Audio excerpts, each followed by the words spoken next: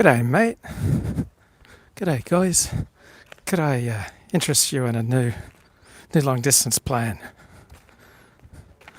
We've got unbelievable long distance rates. So, yeah, I'm just out for a walk on my call center job. Perhaps you'd like to rearrange your cable TV package. Anyway, I'm reading this book by Hugo Mercier. It just came out in 2020 called Not Born Yesterday. It's all about why we believe what we believe. And I like books that have a counterintuitive thesis. And he argues that we're not gullible, that evolution argues that we're not basically gullible. Because if we were gullible, we wouldn't be here. We would have eaten poisonous foods. We would have made all sorts of wrong decisions. We wouldn't have lasted into adulthood. We wouldn't have reproduced. We wouldn't have formed families and provided for children. So we're not born yesterday. So yeah, there's this huge industry going back at least 2,500 years that decries how gullible the masses are, that they'll just believe absolutely anything, and how easily they are fooled by some silver-tongued orator, that some fancy schmancy new idea comes along and they just seize on it. And the American people were gullible, that they were deceived by that con man Donald Trump, or the Brits are gullible because they voted for Brexit. And this guy says people aren't basically gullible. And as proof, he posits the theory of natural selection and evolution, that we would not have evolved and survived the rigorous process of natural selection if we were so gullible. And so he's basically going against most of the people who've opined on it, which is kind of cool. So I guess I like counterintuitive theories. I like thinking that goes against the grain, like this bloke. So he makes the point that just going along with what everyone else in your group is doing is a pretty good strategy most of the time. So he talks about various experiments where someone would be brought into a room and given a problem, and then smoke would be pumped into the room, and the guy would look around and see that because other people weren't fleeing the room, that he just stayed there too. And he's right, because if there really was a fire, everyone else would be piling out of the room. That they're just hanging out there even with the smoke, that is a pretty good indicator that there's not a serious fire. And then so it's probably the dominant heuristic. That's the fancy word he keeps using, heuristic. It's and it's an approximate method for making decisions. It doesn't tend to arrive at exact truths. It's not really a good method for arriving at exact truths, but it's good enough. So if you see all your friends drinking a particular soft drink, then it's a good enough indicator that you'd probably enjoy it too. If all your friends are talking about a particular TV show, it's a good enough indicator that you'll probably enjoy it too. If all your friends are wearing a particular type of jeans, it's a good enough indicator for you to follow suit. Like, that's evolutionarily adaptive. And so the old response from parents is, well, if all your friends jumped off the bridge, would you jump off the bridge too? Well, if all your friends jumped off a bridge, you'd assume they'd be okay. All right. And so, yeah, it'd be fine for you to jump off the bridge too. Because if all your friends did it and they were just fine, then you'd have very good reason to believe that you'd be just fine too. So that's called a heuristic. A good enough method for learning.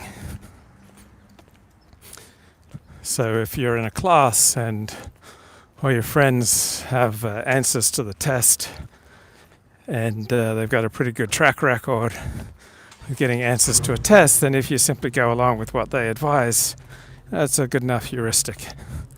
It's a good enough method for learning. Then another method is you go along with what prestigious people say. So you choose some prestigious person and you basically go along with what they say. So, for example, on this corona pandemic, I haven't had very strong opinions, but on mystifying controversial public matters like this, I turn to Steve Sailer probably more than anyone, and also Greg Cochran. So Steve Sailer and Greg Cochran have guided my response to the pandemic. So their response is not that of Ramsey Paul. But Greg Cochran, for example, says that he has not seen any government overreaction to the coronavirus anywhere in the world.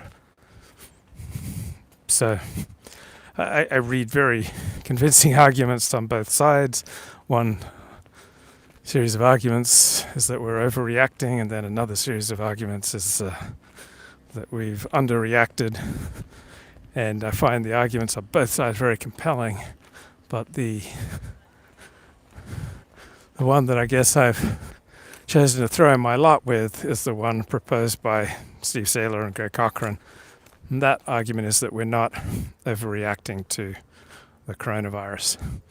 So, do you have any beliefs from your life that you regret taking on? Like, what have been the mechanisms by which you've adopted really stupid beliefs? So, generally speaking, we go along with what other people are doing, and we also go along with our existing beliefs. So when we hear something new, we judge it on the basis of what we've heard before.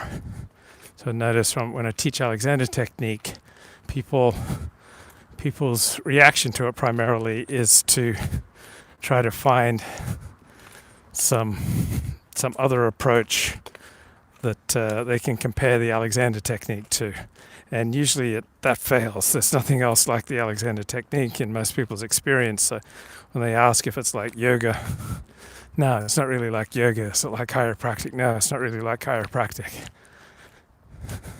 The Alexander Technique is a method for noticing how you respond to stimuli and how you can let go of those responses that don't serve you. So there's nothing really like that in most people's body of experience or learning. But that's how we deal with new insights, new approaches, is that we try to compare them to our existing body of beliefs. And if the new belief, new information is compatible with what we already believe, then we'll be much more likely to embrace it. But if the new information, new belief contradicts everything that we've stood for until now, we're going to be much more likely to reject it. So the sun is setting there behind me. Day is dying in the west on Olympic Boulevard here. So where have I really gone off track with my beliefs? Like where have I taken on all sorts of beliefs that upon retrospect I've regarded as really foolish? So yeah, peer pressure has been significant. So I got into Marxism, atheistic communism for a few years. Not coincidentally, when I was at university. I was at college. That's where those beliefs were most widespread in America. And so in part it was a desire to get along with many of my professors, and I think aesthetics has a lot to do with it, as I was talking about on today's show, that we often choose beliefs that situate us in a particular way in our social circle or our desired social circle. Like, how do they make us look to other people? Like, is it cool?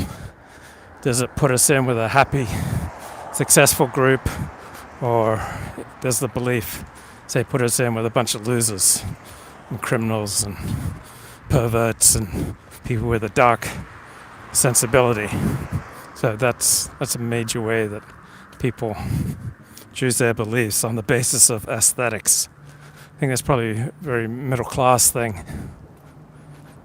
I've really gotten off track by my desire to feel special, my desire to believe that I see the world more clearly than everyone else.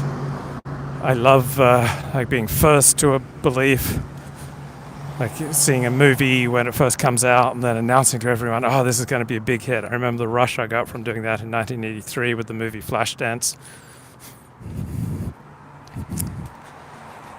And so I enjoyed the challenge of Kevin MacDonald's cultural critique theory. But this is interesting. This is edgy. Like, this is kind of an exciting, unusual way of looking at things. Like, this will stir up conversation just like it used to when I was proclaiming to the world that I was an atheistic communist. So I say I've often gotten off track from both wanting to fit in with the crowd, wanting to appear cool, wanting to appear, with the right social circle, wanting to abide by the cues of my social betters, my professors, or my rabbis. So when I was in fervently Christian circles, I'd be influenced by the fervor of the Christians around me. I remember going to a Billy Graham crusade and feeling the power of that crusade.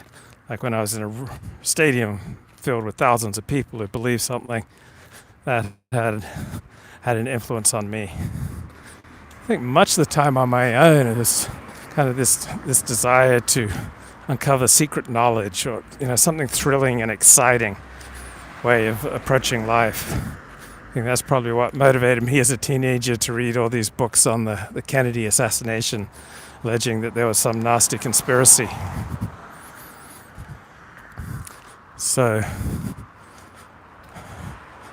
I guess I was comforting myself in my anxiety, despair, or in my failures in my teenage years or into my 20s and 30s by, I found some special belief. I've uncovered how the world really works. And so that was enticing. So that need to feel special, that narcissistic need to be talked about, to be the center of attention by taking on an edgy point of view, that particularly led me down a lot of wrong paths, a lot of stupid beliefs, because that was just so appealing to me. So my narcissism really got me off track. Also, beautiful words, like slick presentations, or particularly charismatic, high status individuals, that would knock me off track. Also, again, my narcissism, because I thought by attaching myself to these high status, charismatic individuals that I'd be able to raise my own status, that I would get reflected glory by attaching myself to them. So in this book, Not Born Yesterday, it talks about this woman who went to pick up her friend from the railroad station in Europe. The railroad station was 50 miles away, and so she punched in the address to a satellite navigation and ended up driving across 3 countries in Europe. And then eventually she realized her mistake, turned around and went back. But it makes sense that often we turn over our decision making to a technology or to a trusted source such as New York Times or Harvard professor of economics, or the weatherman says it's going to rain today, so we take a raincoat rather than look outside. So probably the more time we spend with a particular media, with particular individuals, then obviously the more they're going to influence us. But yeah, it's evolutionary adaptive to farm out a lot of our decision making to our peer group or to particularly prestigious individuals or sources of information. You see if anyone's got anything to say in the chat. Absolutely nobody's saying anything in the chat. So tell me, how have you gone way off base with your beliefs? How have you come to believe all sorts of things that are not true?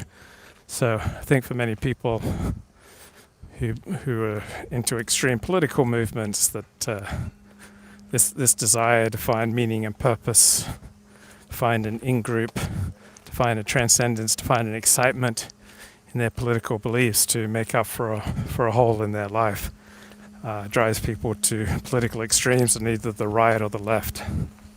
Okay, let me see here. Got a comment in the chat.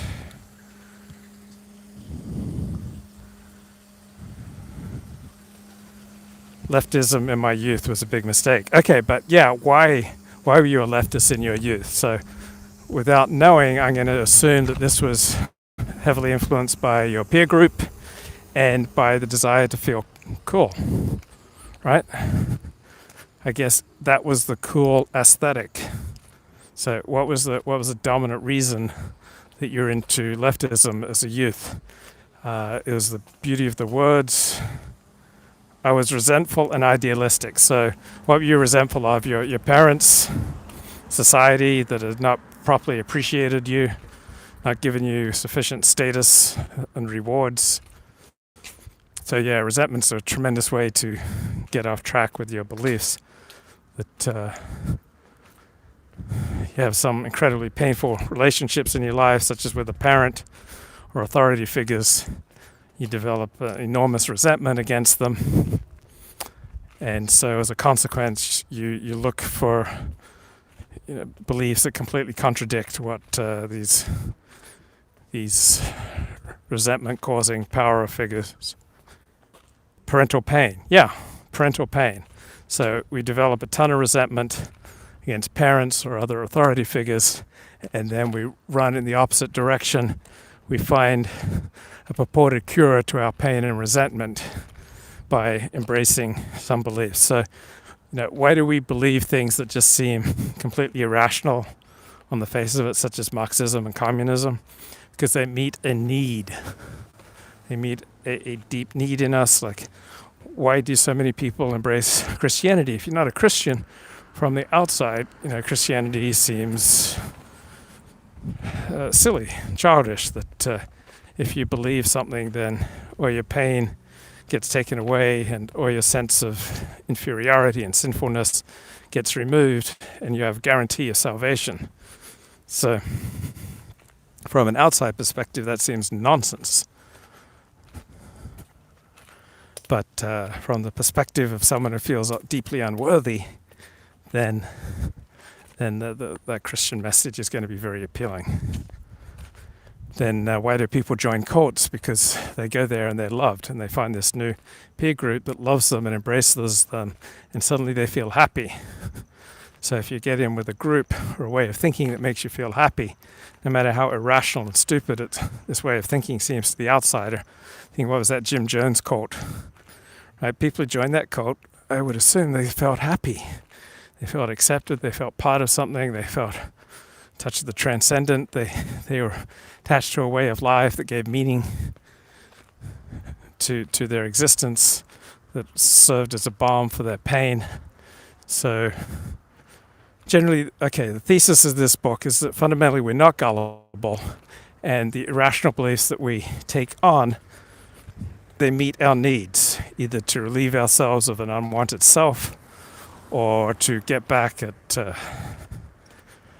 painful sources of authority, such as parents.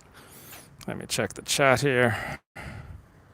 Yeah, the hot chicks were into leftist causes, right? So if the hot chicks are into something stupid like Kabbalah, some esoteric form of Hinduism or yoga or Buddhism or leftism, then then those are very strong incentives for adopting those, what would otherwise seem like irrational beliefs.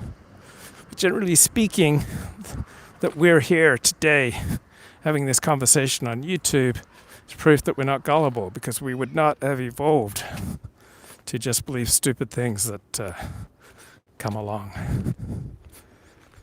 So also we only have limited time and energy, so we seek out heuristics. I think that's the fancy word that keeps coming up in this book, like good enough methods for getting by and making decisions. So like, you're not going to lead a disastrous life if you shortchange your decision making, or you simplify it and just like tune into what the experts say, tune into what the New York Times says, or tune into, say, what Stefan Molyneux says or Luke Ford says.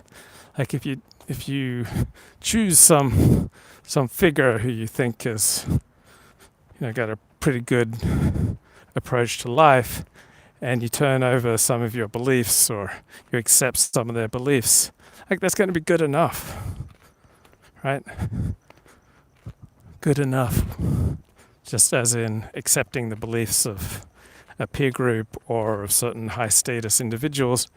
But we almost never accept beliefs that contradict everything we've held up until now, unless something just seems startlingly clear. Like men will often hear something and then just completely change their way of thinking.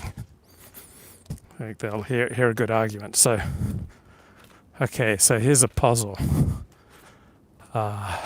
Let's say a bat and a ball costs $1.10, and the bat costs $1 more than the ball.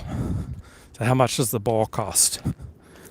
And most people are going to say 10 cents, right? Because that's just kind of the easiest way of dealing with it. And your heuristic is, okay, 10 cents, but that actually gives you a total of $1.20. We need a total of $1.10.